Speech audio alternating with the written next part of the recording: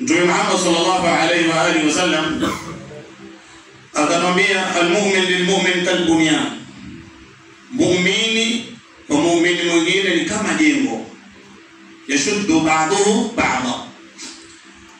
Muumini kwa muumini ni kama jengo, linatilia nguvu baadhi yake kutilia nguvu nyingine. Jengo huu ukuta hausimami moja kwa moja hivi, kuna jiwe bloki iliwekwa, ikawekwa bloki nyingine na bloki nyingine na bloki nyingine, zikapanda ikawa inaitwa ukuta. Kwa hivyo wewe ili uitwe muumini ni kushikane na muumini mwenzako. Mimi na wewe ili tuwe waumini ni taka mfano wa Mtume aliyotupea tushike, tuwe kama jengo. Muislamu akiugua na wewe ugua, muumini akipata shida na wewe pata shida, muumini akipata na mtihani na wewe mtihani umekupata. Ndio hadithi nyingine mfano Mtume sallallahu alaihi wasallam akasema muumini ni kama kwa muumini mwingine ni kama mfano wa mwili. Idha ishtaka lahu udhun tadaa lahu bisahri walhuma. Mtume anasema muumini kwa muumini ni kama mfano wa kiwiliwili kimoja. Leo wewe umekatika kidole, una kidonda kwenye hiki kidole, basi huko lala wewe mwili wako mzima, mguu haulali, kichwa kilali, macho halali, pua hailali, kila kitu utakuwa unashughulishwa na hiki kidole.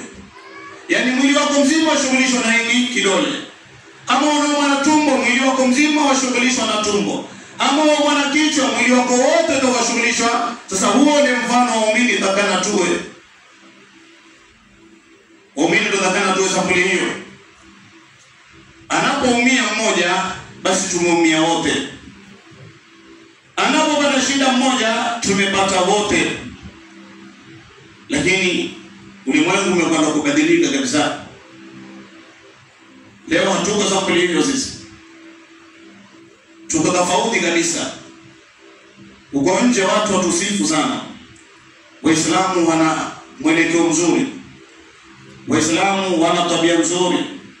Waislamu wana umoja.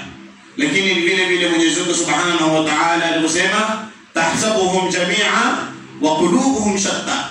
Imefika pahali sisi tunaonekana tuna umoja, tupendana, tuko kitu kimoja, kumbe wa qulubuhum shatta, nyoyo zetu ziko tofauti. Tuko pamoja kiwiliwili, lakini ndani ya roho zetu tuko tofauti. Tusafiane nia, tusafishe nia zetu tuweze kupendana. Tusafishe nia yetu tuweze kukuza imani yetu. Tusafishe nia yetu tuweze kuwa kitu kimoja, kama alivyosema Mtume, muumini kwa muumini ni kama jengo moja. Muumini kwa muumini ni kama kiwiliwili kimoja. Mwenyezi Mungu atuoneshe haki tuweze kuifuata na atuoneshe batili tuweze kuepuka. Rabbana atina fid dunya hasana wa fil akhirati hasana wa qina adhaban nar. Assalamu alaykum wa rahmatullahi.